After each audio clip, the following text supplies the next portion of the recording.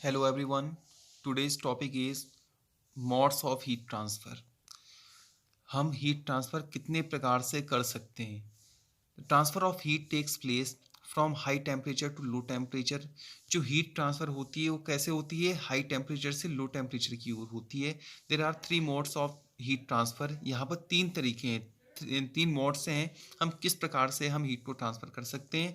First आपका है conduction, second convection, third radiation. ठीक है, तो आज की वीडियो में हम कंडक्शन के थ्रू हम किस प्रकार से हीट ट्रांसफर करते हैं इसको जानेंगे। फिर नेक्स्ट वीडियो में कन्वेक्शन और रेडिएशन के बारे में जानेंगे। Okay, in solids conduction is common, in liquids and gases convection takes place, for radiation no medium is required.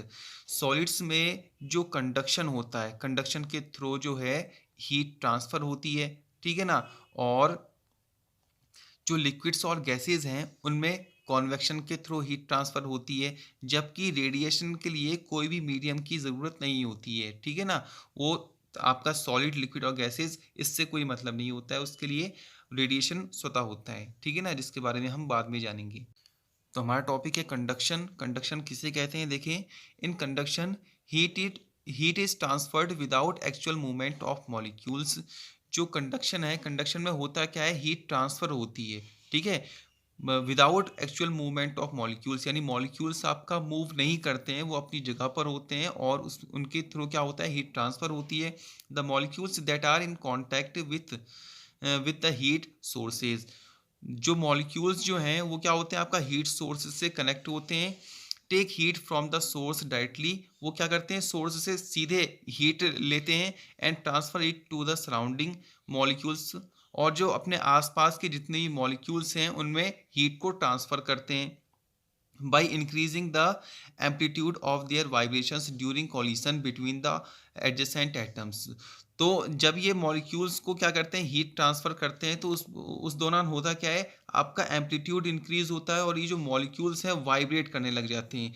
Vibrate करने की वजह से ये आपस में टकराते हैं और टकराने पर क्या होता है? ये जो हीट है वो ट्रांसफर होती है। So reason of increasing temperature extends it along the length. तो यहाँ से ये पता चलता है कि लेंथ के अकॉर्डिंग जो आपका हीट होती है वो ट्रांसफ़र होती है, आगे की ओर को बढ़ती है। यानी कि अगर हमारे पास कोई रॉड है, ठीक है ना, तो इस रॉड में जैसे हमने फर्स्ट वाला पार्ट गर्म किया, ठीक है ना, हमने इसको हीट सोर्स से कनेक्ट किया, तो जो हीट ट्रांसफ़र होगी तो आगे की ओर को होगी, क्योंकि इसका टेम्परेचर जो है वो क्या है आपका? वो ज़्यादा है इस वाले एंड पॉइंट की कंपेयर में। सपोज दैट यहाँ पर T2 है, तो T1 टेम्परेचर T2 से ज़्यादा होगा, क्योंकि यहाँ पर हमने इसको हीट सोर्स से कनेक्ट किया हुआ है और यहाँ से फिर हीट आगे की ओर को ट्रांसफ़र होगी और तब तक होती रहेगी जब तक कि आपका T1 T2 के बराबर नहीं हो जाता है। ओके,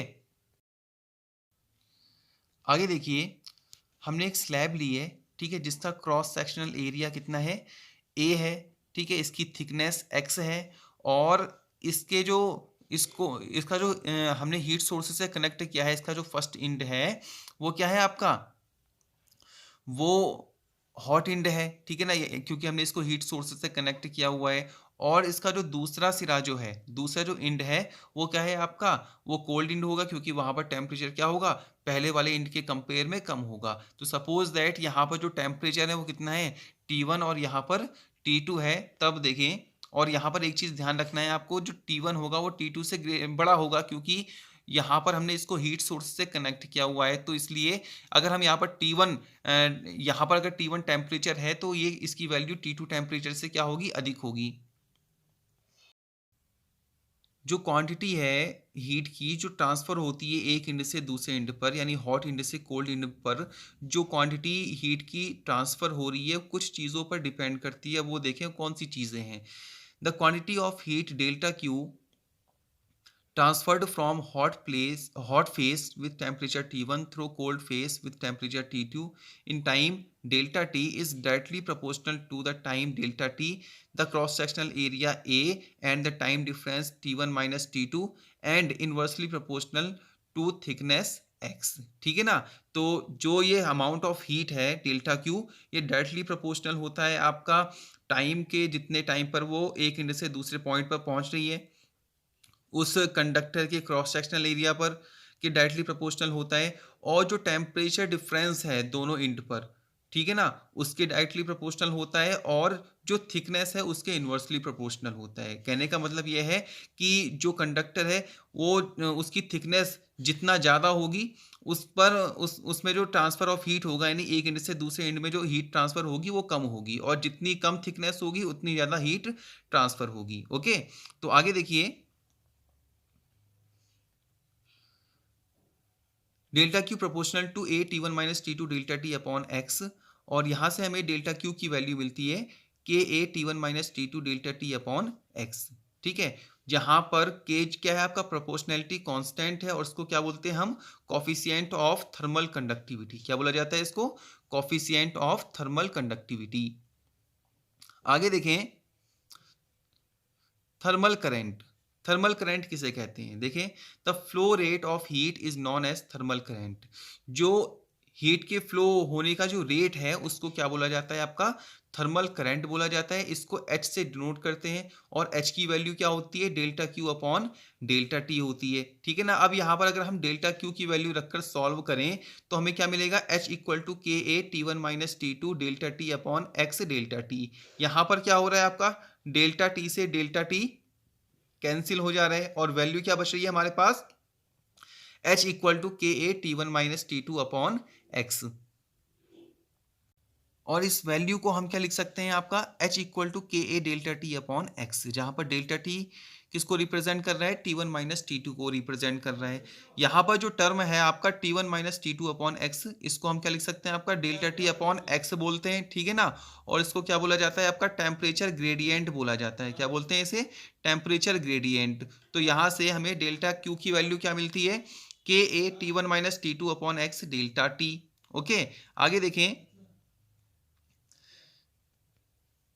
यहाँ से अगर हम k की वैल्यू को फाइंड करें तो k की वैल्यू हमें कितनी मिलती है, k equal to delta Q into X upon A T one minus T two delta T. ठीक है ना, अब यहाँ पर अगर हम a की जगह पर 1 metre square T one minus T two upon X की जगह पर 1 degree Celsius upon per metre, और डेल्टा टी की जगह पर अगर हम 1 सेकेंड रखते हैं तो हमें वैल्यू क्या प्राप्त होती है, हमें यहाँ पर वैल्यू मिलती है के इक्वल टू डेल्टा क्यू। ठीक है ना, तो यहाँ से हम थर्मल जो कॉफिशिएंट ऑफ थर्मल कंडक्टिविटी है उसको डिफाइन कर सकते हैं। ठीक है, तो देखें किस प्रकार से डिफाइन करेंगे, hence the coefficient of thermal conductivity is equal to the amount of heat when the temperature area of cross section and time are taken as unity. तो जो कॉफिशिएंट ऑफ थर्मल कंडक्टिविटी है वो उस heat के amount के बराबर होगा जो ट्रांसफर की जा रही है एक इंड से दूसरे इंड पर, जब आपका temperature gradient, area of cross section और टाइम क्या होगा, यूनिट होगा, यानी कि इनकी वैल्यू क्या होगी, यूनिट होगी। तब आपका coefficient of thermal conductivity amount of heat के बराबर होगा। इसकी जो एसआई यूनिट होती है वो क्या होती है, वाट पर मीटर केल्विन होती है। इसके बाद हमारा नेक्स्ट पॉइंट है आपका थर्मल रेसिस्टेंस। थर्मल रेसिस्टेंस किसे कहते हैं, देखें, thermal resistance is defined as the temperature difference per unit thermal current. यानी थर्मल रेसिस्टेंस क्या है आपका, the temperature difference per unit thermal current, यानी यूनिट थर्मल करंट में कितना टेम्परेचर डिफरेंस है उसे हम क्या बोलेंगे, थर्मल रेसिस्टेंस बोलेंगे। इसको हम क्या लिखेंगे, इसको हम आर टी एच से डिनोट करते हैं, और thermal resistance R T H equal to होता है आपका temperature difference upon thermal current, और यहाँ से आर टी एच की वैल्यू मिलती है हमें T one minus T two upon H. और अगर हम यहाँ पर एच की वैल्यू रख देते हैं तो R T H equal to हमें क्या मिलता है, T one minus T two upon K A T one minus T two upon X. यहाँ पर T one minus T two से T one minus T two cancel हो जाएगा, और आर टी एच की वैल्यू हमारे पास आ जाएगी एक्स अपॉन के ए। ठीक है, जो यूनिट होती है थर्मल रेसिस्टेंस की वो होती है आपका डिग्री सेल्सियस सेकंड पर जूल। ओके, तो आज की वीडियो में इतना ही, मिलते हैं नेक्स्ट वीडियो में एक नए टॉपिक के साथ। Thank you so much.